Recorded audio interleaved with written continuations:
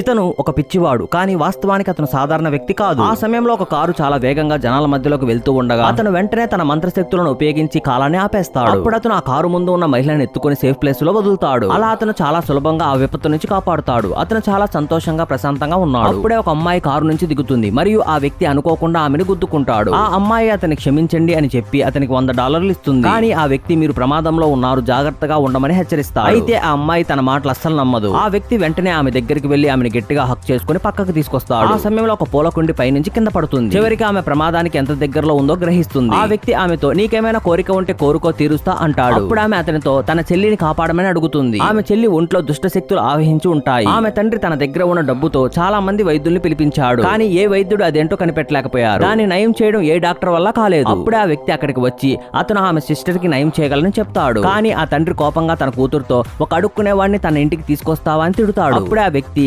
దైవిక మృగాన్ని పిలిచి ఆమె శరీరంలోకి ప్రవేశపెడతాడు. ఊహించిన విధంగా ఆమె ఒక్కసారిగా మేల్కొంటుంది.